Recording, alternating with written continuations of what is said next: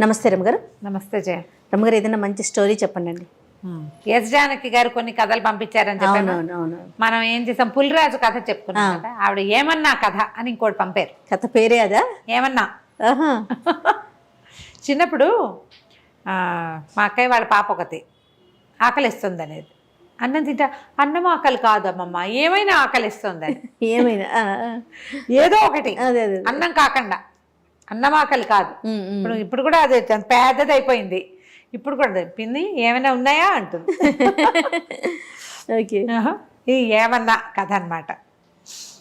పూర్వం అట ఒక గొప్ప రాజుగారు ఉండేవారు, చక్రవర్తి. ఆయన చాలా దేశాల రాజ్యాల వాళ్ళు ఆయనకి కింద సామంతులుగా ఉండేవాళ్ళు.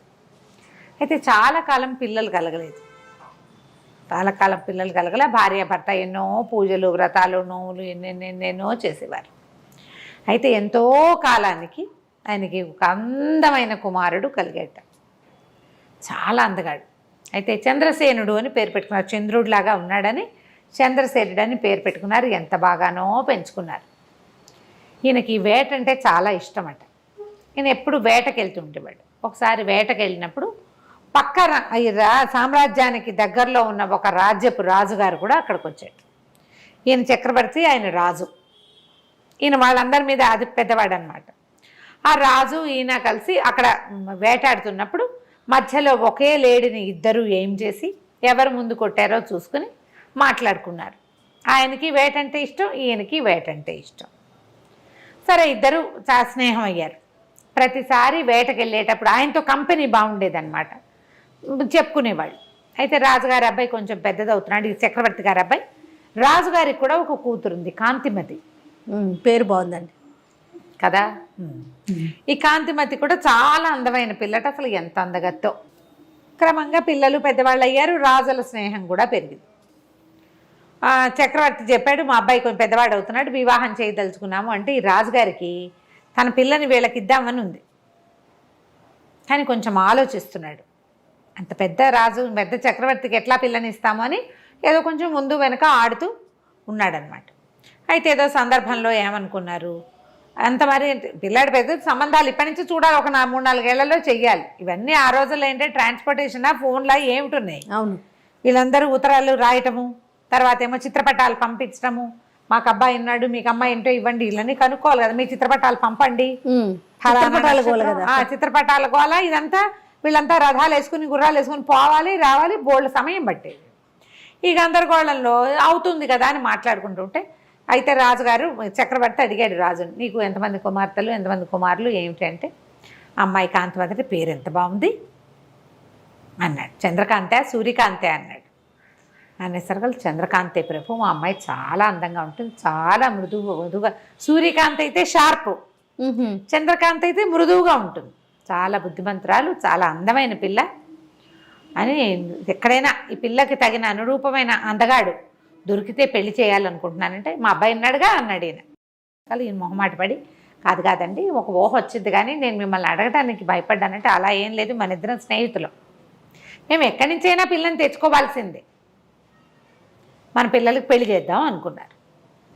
ఇప్పుడు వేరే చిత్రపటాల గోల ఏం లేదు, మంచి రోజులు వచ్చినప్పుడు చూసుకుందాం అని వీళ్ళ అమ్మాయిని వాళ్ళ అబ్బాయికి ఇవ్వడానికి ఫిక్స్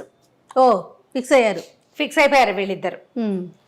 తర్వాత ఏమైంది, కొన్ని రోజులు గడిచేసరికి ఈ పిల్లాడికి ఒక 15-16 సంవత్సరాలు వచ్చినాయి. వాడు ఒక రోజు వేటకెళ్ళాడు. వెళ్తే ఈ రాజుగారి అమ్మాయి కూడా కొంతమంది స్నేహితురాలతో కలిసి అడవిలో వనవిహారానికి వచ్చింది. ఈ అబ్బాయి అమ్మాయి కలుసుకున్నారు. చంద్రసేనుడు, కాంతిమతి కలుసుకున్నారు. కలుసుకోవటం మొదలుపెట్టారు. ఈ పిల్లాడికి ఒక 15-16 సంవత్సరాలు, ఆ పిల్లకు 14 ఏళ్ళు. దగ్గర వాళ్ళు, దగ్గర ఏజో 2-3 ఏళ్ళు తేడా ఉంది.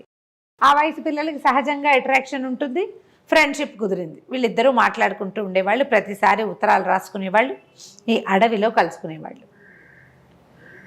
ఈ పిల్లని పెళ్లి చేసుకోవడానికి నిశ్చయించుకున్నాడు. ఒక 2-3 సంవత్సరాలు గడిచేశారు కళ్ళు. అప్పుడప్పుడు కలిసేవాళ్ళు. అప్పుడు ఇలా రోజు కలిసేందుకు లేదుగా, 6 నెలలకి 5 నెలలకి కలుసుకునేవాళ్ళు. పిల్లలు ఎదుగుతున్నారు, వాళ్ళ ప్రేమలు కూడా ఎదిగినాయి.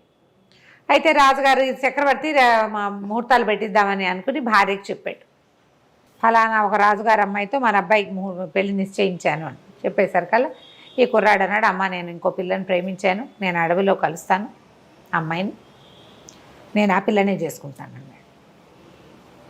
డామ్ డూమ్ అని రాజుగారు చెడామడా పొట్టాడు. అటు పనికి రాదన్నాడు చక్రవర్తి. మాట ఇచ్చా ఎప్పుడో, అట్లా కుదరదన్నాడు. ఈ లోపల ఆ రాజుగారు కూడా ఈ చక్రవర్తి గారు అబ్బాయితో నీకు పెళ్ళంటే ఆ అమ్మాయి యువరాణి ఒప్పుకోలే. చెప్పేసరికల్లా ఆయన అన్నాడు, అమ్మ మాట పోతుంది చక్రవర్తి దగ్గర, ప్రధానమైనది ఏంటంటే మన రాజ్యం ఆయన చేతిలోకి వెళ్ళిపోతుంది, ఆయన కోపం వస్తే. ఆయన అంతటా ఆయన అడిగాడు కాబట్టి ఒకసారి కనపడ్డాయి పెళ్లి చూపులు, పిల్లని తెచ్చి చూపిస్తానని చెప్పా, పిల్లని చూపిస్తానని. వాళ్ళు వస్తామన్నారు. అబ్బాయికే నచ్చకపోయినా ఏదో కారణం చెప్దాం, అసలు పిల్లని చూపించని కూడా చూపించకుండా నేను కాదని అనకూడదని కూతుర్ని బతిమలాడుకున్నాడు. సరే ఒప్పుకుంది, ఏడ్చుకుంటూ ఆ పిల్ల. వాళ్ళు కూడా ఏం చేశారు, ఆ రాణిగారేమో కొడుకుని బతిమలాడింది, ఎవరినో ప్రేమించటంటే కావాలంటే రెండో పెళ్లి చేసుకోమని ఆ పిల్లని, ముందు ఈ పిల్లని చూడవలసిందేనన్నాడు. ఆ తర్వాత కథ, వివాహము పట్టపురాణి రాజు కూతురే కాంతిమతే అన్నాడు. అనేసరికల్లా సరే పేర్లు చెప్పుకోలేదు, తండ్రి పేర్లు రాలేదు. ఈ పిల్లాడు వెళ్ళి ఆ పిల్లని చూడ్డానికి వెళ్ళాడు. రాజు చక్రవర్తి గారు ఆయన భార్యమణి కుమారుణ్ణి తీసుకుని 100 మంది మార్బలంతో కలిసి రాజుగారింటికి వెళ్ళారు. ఆ రాజుగారింట్లో పిల్లని చూసేసరికి ఆ పిల్లాడు ఆశ్చర్యపోయాడమ్మా, ఈ పిల్ల నేను ప్రేమించింది అన్నాడు. ఆ పిల్ల కూడా చెప్పేది. వీళ్ళు ఇలా ప్రేమించుకున్నారు, అంత చిన్నప్పటి నుంచి స్నేహం. పెళ్లి చేశారు.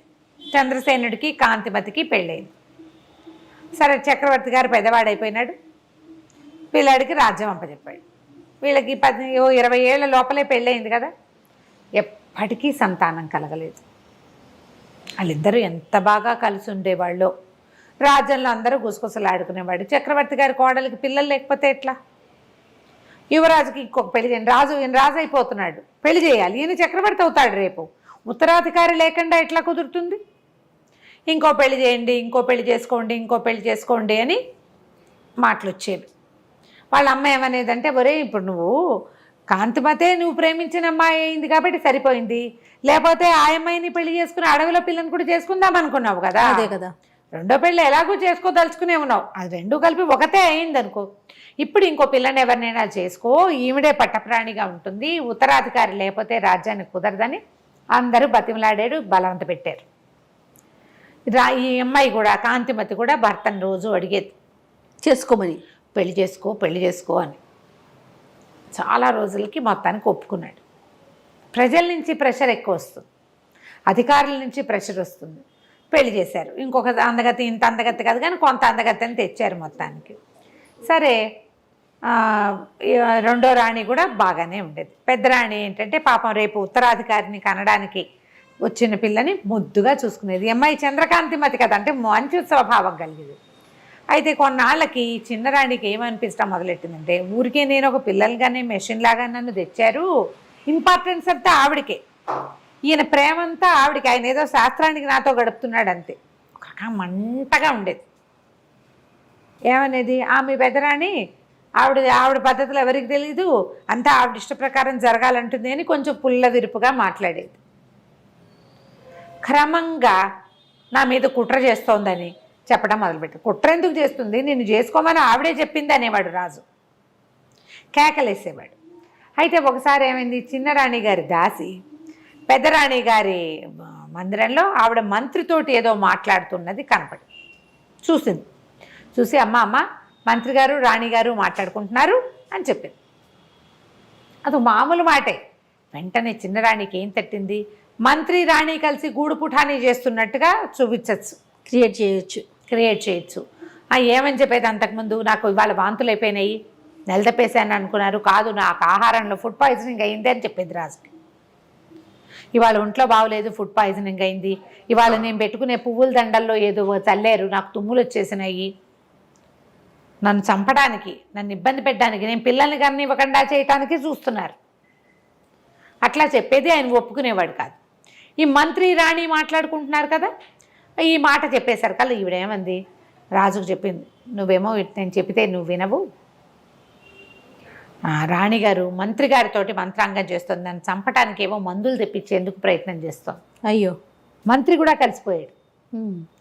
అనేసరికల్లా రాజుకు అర్థం కాల, అంత పని చేస్తుందా నా రాణి, అట్లాంటిది కాదంటే కొండు మండిపోతుంది, నారాయణి నారాయణి అంటాడని.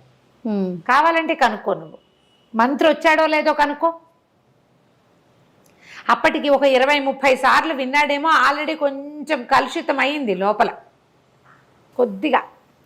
ఏమైంది, ద్వారపాలకుల్ని ఇవాళ ఎవరెవరు వచ్చారు అని కనుక్కుంటే మంత్రి గారు వచ్చారు. ఎంతసేపు ఉన్నారు? అరగంట సేపు ఉన్నారు. ఎవరితో మాట్లాడారు? రాణితోటి మాట్లాడారు. వెంటనే ఆయనకి ఏమనిపించిందంటే విషం తెప్పిస్తోంది. నిజానికి అక్కడ ఏం జరిగింది, చిన్న రాణి పుట్టినరోజు వస్తోంది, ప్రత్యేకంగా అలంకారాలు చేయించండి, ఆవిడకి చీరలు నగలు తెప్పించండి కొత్తవి బయట నుంచి అని చెప్పింది. అప్పుడు కోశాధికారికి కబురు వెళ్ళింది, చిన్నరాణి గారి పనుపున మంత్రి గారు ఏమైనా డబ్బు తెప్పించుకున్నారా అని. డబ్బు తెప్పించుకున్నారు. ఆయన తెప్పించుకున్నది బట్టలకి నగలకి వాటికి. అది తెలియదు. అది తెలియదుగా డబ్బు వెళ్ళిందన్నమాట మాత్రమే బయటపడింది. పడంగానే ఇక ఇంకేముంది, రాజుగారికి విపరీతమైన కోపం వచ్చింది. నువ్వే పెళ్లి చేసుకోమన్నావు, ఉత్తరాధికారి కోసం పెళ్లి చేసుకుంటే ఆ అమ్మాయిని తెచ్చిన అమ్మాయిని ఏమైనా చేసేస్తే వెంటనే రాణికి అంతఃపురం నుంచి బహిష్కారం వచ్చేసింది. అయ్యో. మంత్రి గారిని పిలిచాడు. మంత్రికి ఏ మాట చెప్పే అవకాశం ఇవ్వాలి. అది కాదండి అని చెప్పబోయినా వినలేదు. నీ మీద గౌరవంతో ఇంతకాలం నువ్వు చేసిన సేవ వల్ల నేను నిన్ను వదిలేస్తున్నా, చంపకుండా.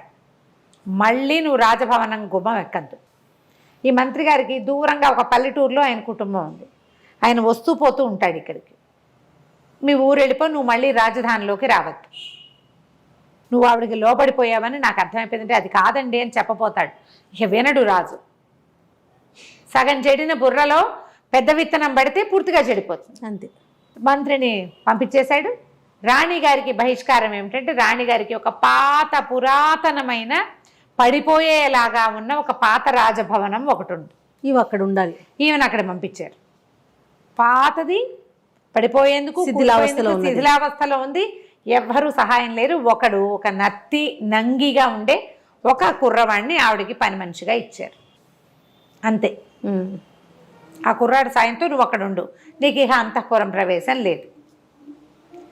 ఊరికే ఊహే జరిగింది కానీ క్రియ జరగలేదు. కాబట్టి క్రియ ఏదైనా జరుగుంటే చంపేసేవాడు. చిన్నరాణి పదే పదే చెప్పింది క్రియ కూడా జరిగిందని. ఆయన నమ్మల. నాకు తెలిసిందేమిటి ఇదే కాబట్టి నేను ఇంతే శిక్ష ఇస్తానన్నాడు. కొంచెం అంతఃపురానికి చాలా దూరంలో ఉన్న పురాతనమైన ఒక బిల్డింగ్లోకి ఆవిడని షిఫ్ట్ చేశారు. ఈ పెట్టిన కుర్రాడేమో వెర్రివాడు. రోజు అన్ని జొన్నలు వచ్చేవి వీళ్ళకి ఆహారానికి. రాణిగారికి సహాయకులు లేరు, ఏమీ లేరు, వాడు ఒకడే.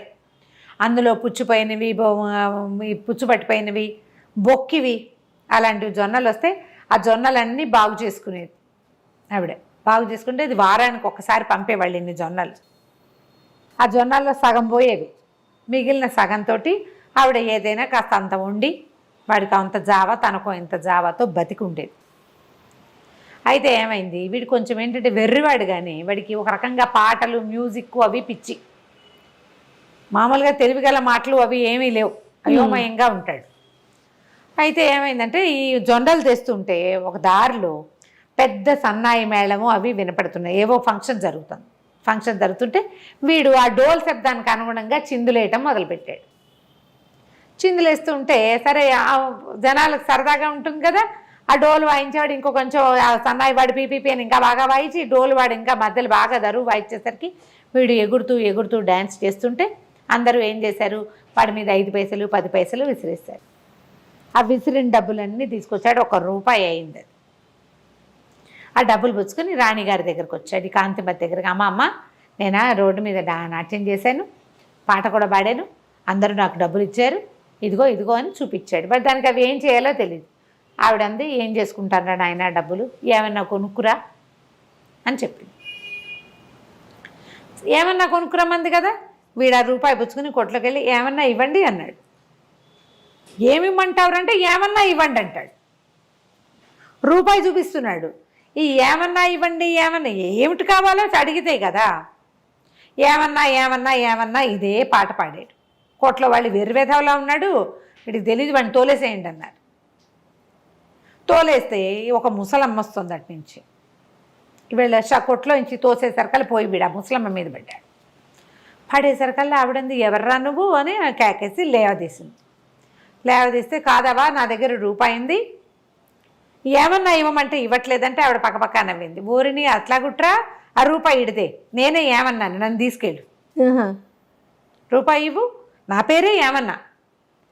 నేను ఏమన్నా కావాలని కొట్లో అడిగితే ఎలాగరా, నన్ను కదా అడగాలి, వస్తా పద నీతో పాటను అని ఆ రూపాయితోటి కాస్త కూర నార ఏవో కొనుక్కొని ఆ సంచి చేత్తో పుచ్చుకొని ఈ కుర్రాడితో పాటు పెద్దరాణి గారు ఎక్కడుందో ఆ పాడుపడిపోయిన భవనానికి వెళ్ళేసరికల్లా ఆవిడ తెల్లపోయింది. ఏమైనా కొనుక్కురమ్మన్నాను, నువ్వెవరో అమ్మా, నా పేరే ఏమన్నా అమ్మా, ఏమన్నా కొంటాను, ఏమన్నా అన్నాడు, నన్నే పిలుస్తున్నాడని వచ్చాను, నాకు తెలుసు నువ్వెవరో తెలుసు, వీడేమిటో కూడా తెలుసు, నీ సేవ చేస్తా, నీ దగ్గర ఉంటాను అంటే ఆవిడంది, అమ్మ నాకే ఏమీ రావు, వచ్చేదే వారానికి ఇన్ని జొన్నలు వస్తాయి, అందులో సగం ముక్కిపోయినవి, సగం పురుగు పెట్టినవి, వాడు నేను ఎట్లా కొట్లా బతికున్నాం అంతే అంటే, కాదమ్మా నీకు కావాల్సినవన్నీ నేను చేసి పెడతా.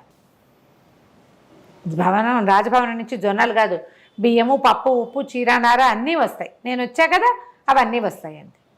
ఈ ముసలమ్మ ఈ రాణిగారితో ఉండిపోయింది. ఏమన్నా అన్న ఒక ముసలావిడ రాణిగారి దగ్గర చేరింది. ఏమ్మాయి ఏం చేసిందంటే అక్కడి నుంచి రాజస్థానం నుంచి ఏవో వస్తువులు వచ్చేవి, రాణిగారికి బట్టలు కూడా లేవు పాపం, బట్టలు తెప్పించడం మొదలుపెట్టింది, బట్టలు వచ్చేవి, కొంచెం భోజనం వచ్చేది, శుభ్రమైంది. మరి రాణిగారికి జరిగినంత జరగకపోయినా జరిపేది. ఈ ఇల్లంతా శుభ్రం చేయించింది, ఆ ఎర్రబ్బాయిని పెట్టుకుని ఆవిడతో పాటు ఉంటుండేది. ఇంతలో ఏమైంది, ఒకరోజు ఒక టంక్ వచ్చింది, చిన్నరాణి గారు గర్భవతి అయింది అని. ఈవిడేం చేసింది, ఏమన్నా రాజస్థానానికి వెళ్ళి బియ్యం తేవడానికి పప్పులు తేవడానికి వెళ్ళేది కదా, మా పెద్దరాణి గారు కూడా గర్భవతి అని చెప్పింది. రాణిగారికి నెల తప్పింది, పెద్దరాణి గారికి కూడా నెల తప్పింది. అనేసరికల్లా అందరూ విచిత్రంగా పోయి, అదేమిటి ఆమెను విడిగా పెట్టారు కదా అని. అప్పటికే నెల తప్పింది, ఇప్పుడు పెద్ద నెలలు వచ్చినాయి అనేది. ఒకళ్ళు ఇద్దరు అటువైపు వెళ్తూ పెద్దరాణిని చూడబోయేవారు, ఈవిడ గడుపుతూ ఉన్నట్టుగా కనపడేది. ఈ ఏమన్నా ప్లానేనమాట. నెలలు నిండినాయి, యువరాణికి వాళ్ళకేమో ఆడపిల్ల పుట్టిందని ప్రచారం జరిగింది, మా రాణిగారికి మగపిల్లాడు పుట్టాడు. ఓహో, మా రాణిగారి కొడుకే రాజు అవ్వాలి రేపు, మగపిల్లాడి కోసం కదా, ఆడపిల్లకి రాజ్యం ఇస్తారా ఏమైనానా అనేది. ఈవిడికి జరిగిపోతోంది, ఓ పిల్లాడు ఉన్నట్టుగా ఈవిడి ఇంట్లో ఒక ఉయ్యాల, రోజు ఏవో కేరింతలు అవి వినపడేవి. ఇది ఏమన్నా ఏం చేసింది, పిండితోటి గోధుమ పిండి నెయ్యి పోసి అంత పిల్లాడి బొమ్మ ఒకటి చేసింది.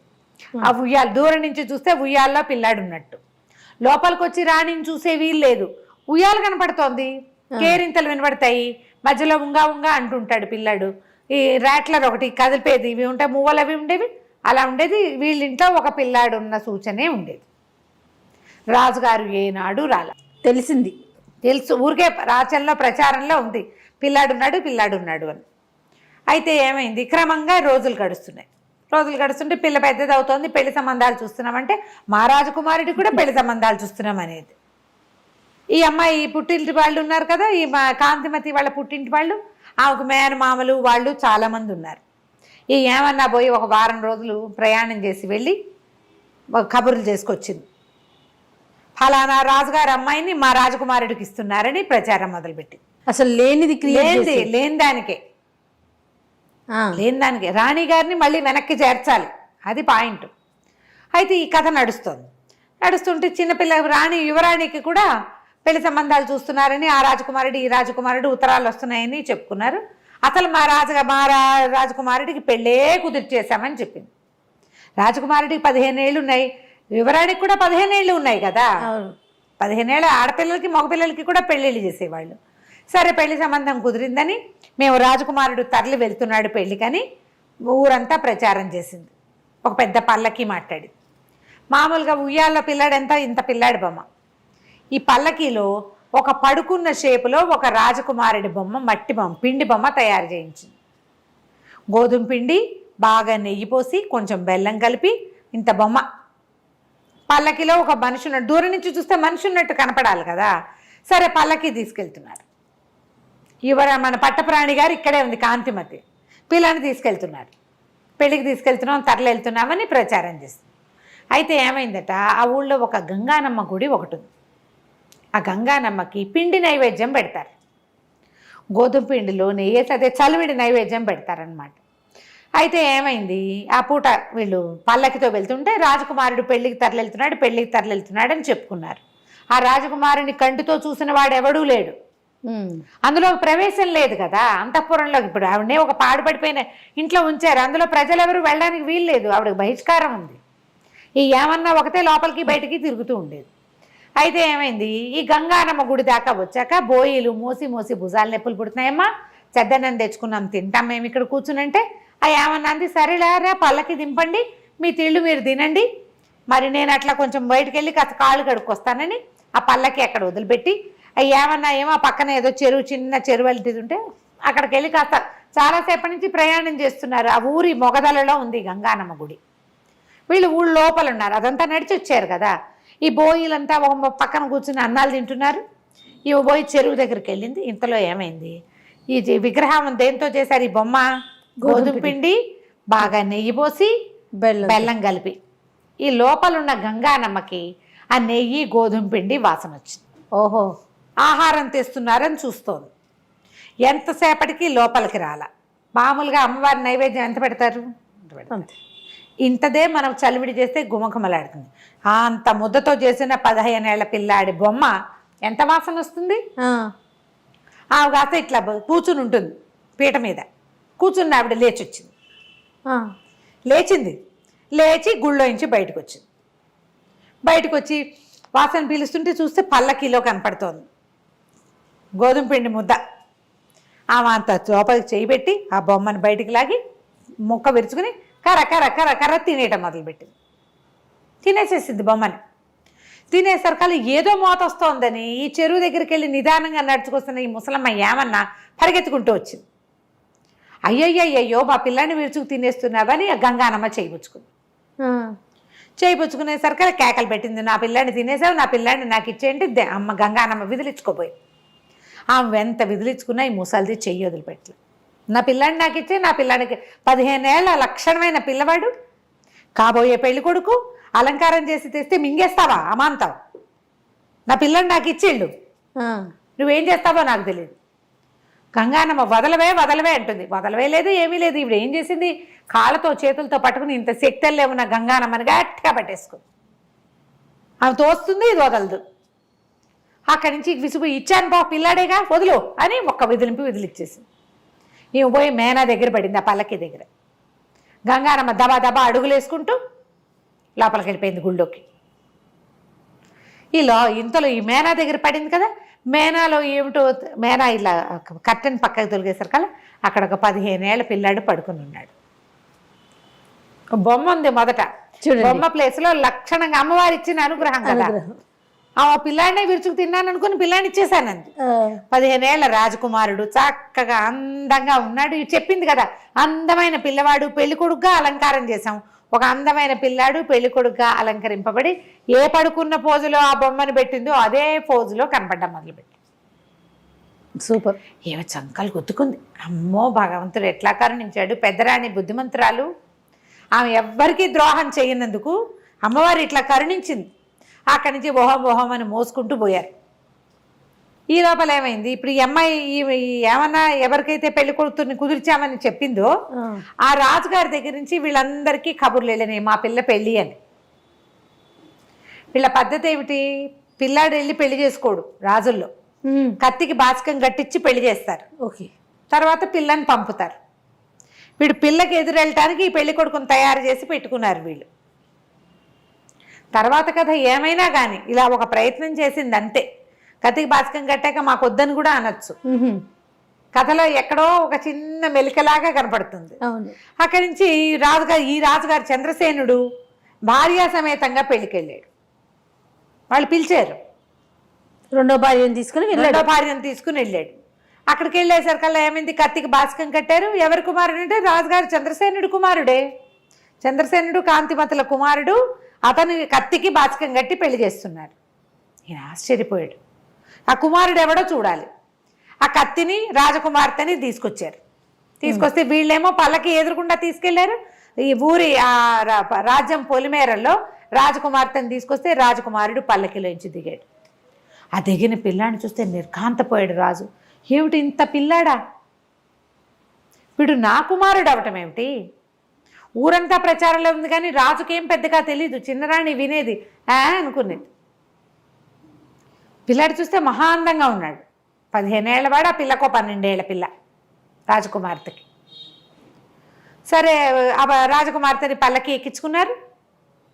పిల్లాడు పిల్ల ఒకళ్ళనొకళ్ళు చూసుకుంటారు. చంద్రసేనుడు గుర్రం వేసుకుని ఆగ మేఘాల మీద పరిగెత్తుకుంటూ ఆ పడిపోయిన శిథిలాలయపు బిల్డింగ్ ఉంది కదా అక్కడికి పరిగెత్తాడు. ఆ కాంతి ఈ లోపల ఏం చేసింది, ఏమన్నా కూడా కబురు చేసింది, అమ్మవారి అనుగ్రహం నీ మీద పరిపూర్ణంగా ఉన్నది, ఇట్లా ఒక బిడ్డ వచ్చాడు, ఒక పిల్లవాడు మనకి లభించాడు, ఈ పిల్లవాడు నీ పిల్లాడే, నీ పిల్లాడి కోసమనే పంపించింది ఆవిడ అని చెప్పేసరికల్లా అప్పుడు రాజుగారు పరిగెత్తుకుంటూ వెళ్ళాడు కదా, వెళ్ళి అడిగాడు, ఈ కుర్రాడు నా కుమారుడా, నువ్వు ఎప్పుడు గర్భవతి అయ్యావు, ఎప్పుడు సంతానం కలిగిందంటే నీ దగ్గర నుంచి వచ్చే నాటికే నాకు నెల తప్పి ఉంది అని చెప్తుంది ఆవిడ. చెప్పేసరికల్లా చెప్పమంది కదా, నేను ఇది నిజమే చెప్తున్నానని అనుకో, ఆ కుమారుడు నీ కుమారుడే, భగవంతుడి అనుగ్రహం మనకి ఇలా కలిగింది. ఆశ్చర్యపోయాడు, ఎట్లా జరిగింది, ఇంత పిల్లాడిని నేను ఎట్లా పోగొట్టుకున్నాను, రాజ్యానికి ఉత్తరాధికారి అయిన వాడు ఈ శిథిలాలయంలో ఉండటం ఏమిటి, ఆయనకు అర్థమే కాల. ఫీల్ అయ్యాడు. సరే అక్కడి నుంచి రాజకుమారుణ్ణి మరి ఇక్కడికి ఎట్లా తీసుకొస్తారు, రాజకుమారుని రాకుమార్తెని తమ ఇంటికి తీసుకెళ్ళి సగౌరవంగా కాంతిమతిని కూడా పల్లకి పంపించి రాజస్థానానికి రప్పించాడు. అప్పుడు ఈ ఏమన్నాన్ని పిలిపించాడు.